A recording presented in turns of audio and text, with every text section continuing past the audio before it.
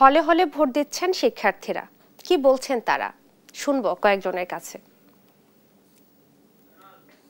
দীর্ঘ ৩৩ বছর পরে আমাদের প্রাণের দাবি ডাকসু নির্বাচন বা জাহাঙ্গীরনগর বিশ্ববিদ্যালয় সেন্ট্রাল ছাত্র সংসদ নির্বাচন। এবং আমাদের এই দাবি হচ্ছে আমরা এত বছর পর ফিরে পেয়েছি, এই জন্য হচ্ছে আমরা আসলে আপ্লুত। এবং এত বছর পর আমরা সবাই ভোট দিতে পারতেছি, এটা আমাদের জন্য অনেক কিছু। এবং চাইবো আগামী আগামী বছরগুলোতেও যেন ডাকসু সবগুলা সুস্থভাবে হয়।